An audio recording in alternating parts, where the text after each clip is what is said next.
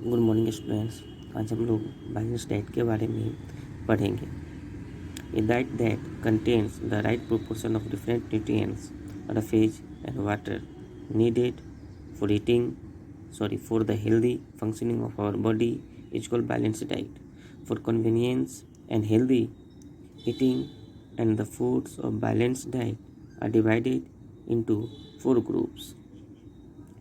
A diet that contains एक भोजन जिसमें शामिल होते हैं सही मात्रा में डिफरेंट प्रकार के न्यूट्रिएंट्स जैसे कि कार्बोहाइड्रेट्स, फैट्स, विटामिन्स, मिनरल्स, ये सब।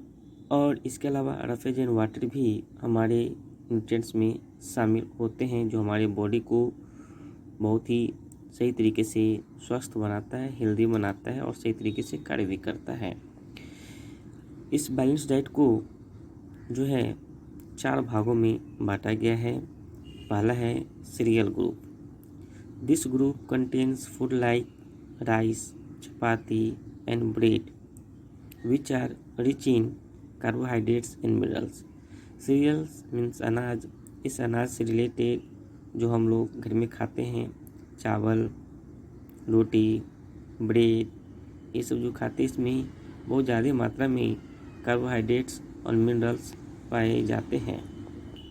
सेकेंड है vegetables and fruit group. It contains fruit and vegetables which are rich in minerals, vitamins, roughage जिसको हम फाइबर्स बोलते हैं, एंड कार्बोहाइड्रेट्स।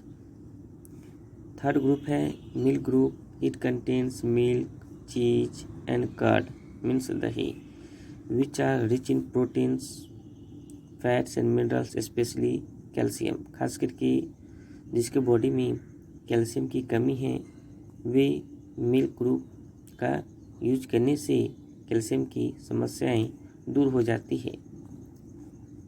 मतलब हड्डी की समस्याएं, जिसके बोन्स कमज़ोर हैं, वो सब दूर हो जाते हैं। नेक्स्ट है protein groups. It contains food likes meat, fish, eggs, beans, nuts and peas which are rich in proteins and fats.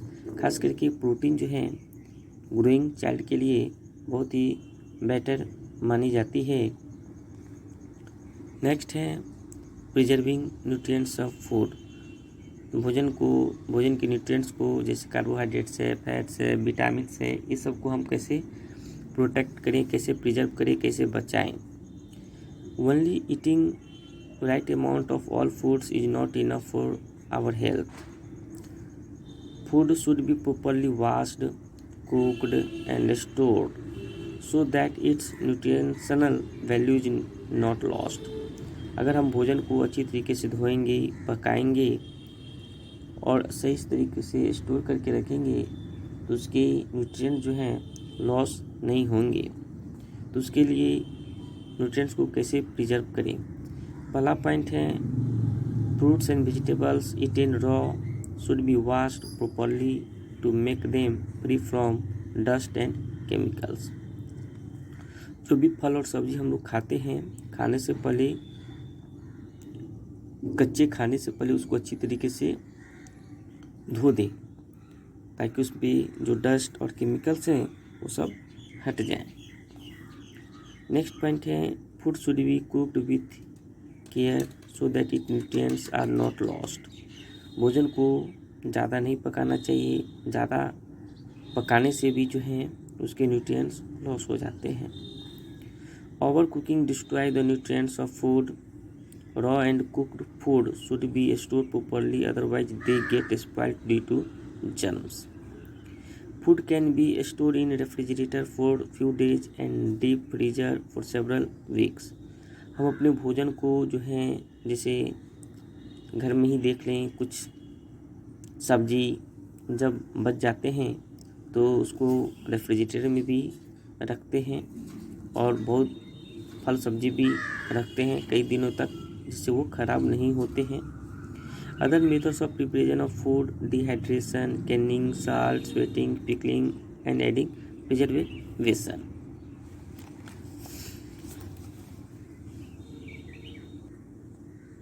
अब इससे रिलेटेड थोड़े कुछ क्वेश्चन हैं, उसको ज़रा ध्यान से देख लें कि lack of iron in our food causes, अगर हमारे बॉडी में, शरीर में आयरन की कमी हो जाए तो इससे कौन सी डिफिशियंसी डिजीज़ की समस्याएं हो जाएगी।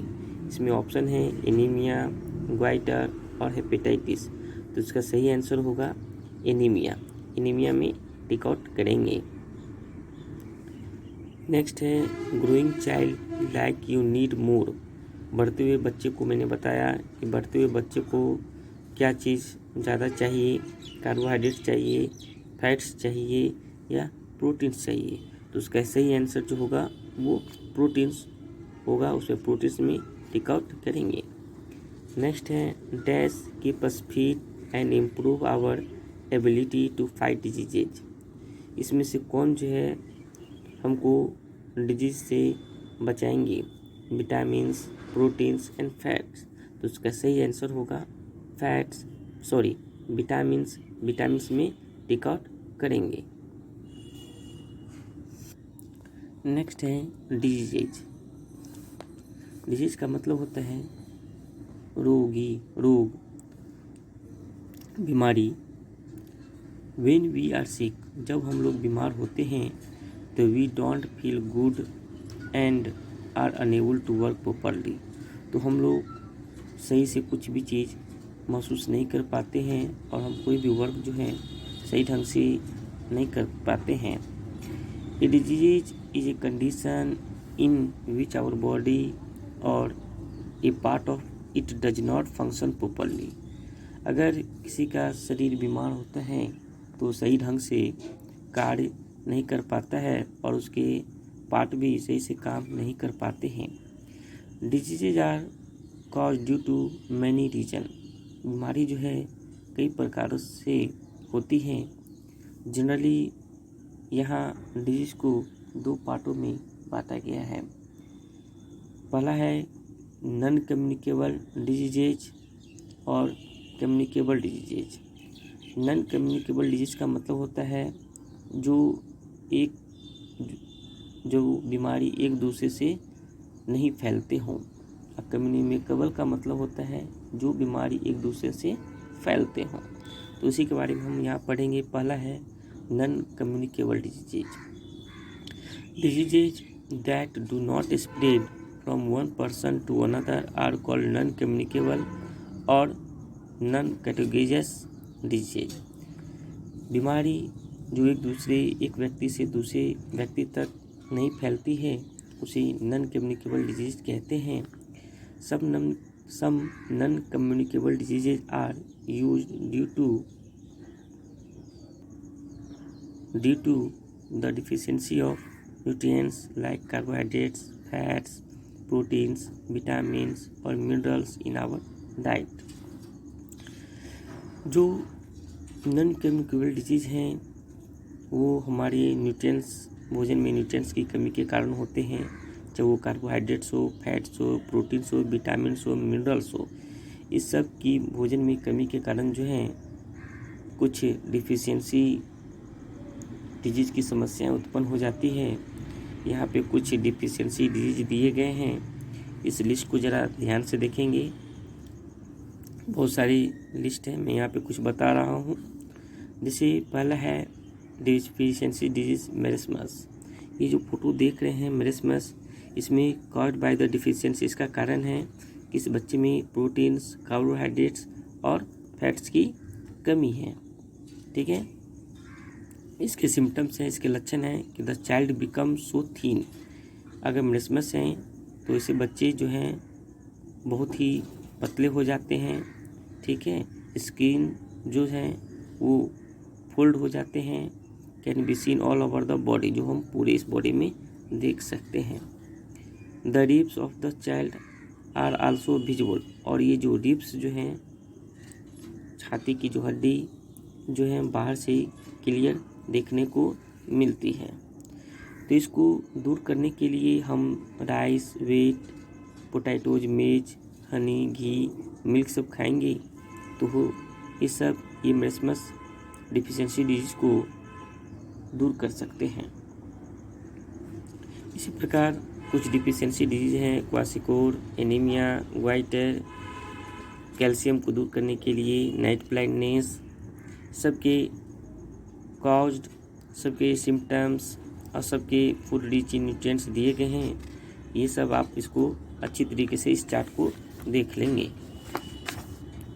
बेरी स्कर्बी, रिकेटस, ये सब जो हैं सारे डिफिशियंसी डिजीज़ हैं। ये सब डिफिशियंसी डिजीज़ का मेन रीज़न है लैक ऑफ न्यूट्रिएंट्स। नेक्स्ट है कम्युनिकेबल डिजीजेज, मतलब जो एक दूसरे से फैलते हैं। The disease that spread from one person to another are called communicable or infectious diseases. This disease are caused by micro organism called germs. ये जो डिजीज हैं ये बहुत ही सूक्ष्म ऑर्गेनिज्म के द्वारा फैलते हैं जिसको हम जर्म्स कहते हैं। The micro organism like bacteria, virus, fungi are present everywhere in air, water और फूड। ये जर्म्स मतलब ये जितने भी माइक्रो ऑर्गेनिज्म हैं, चाहे वो बैक्टीरिया हो, वायरस हो, फंगी हो, ये सब जो हैं सभी जगह प्रेजेंट होते हैं, चाहे वो एयर हो, वाटर हो या फूड हो। They can enter our body through various means and cause diseases. Some of the communicable diseases caused by the microorganism as follow. पहला है बैक्टीरिया, वायरस, प्रोटोजोआ। इससे होने वाले डिजीज़ का नाम है कॉलरा। बैक्टीरिया से होने वाली डिजीज़ का नाम है cholera, pneumonia, tuberculosis, typhoid, plague, meningitis. Virus से होने वाली डिजीज़ का नाम है common cold, flu, polio, chicken pox, measles, AIDS. और प्रोटोजोआ से मलेरिया और डिसेंट्री। और अभी जो डिजीज चल रहे हैं कोरोना वायरस, कोविड-19, ये भी जो हैं कम्युनिकेबल डिजीज के अंतर्गत आते हैं। तो आज के लिए इतना ही। नेक्स्ट क्लास में हम लोग स्प्रेड ऑफ कम्युनिकेबल डिजीज के बारे में पढ़ेंगे। Thank you.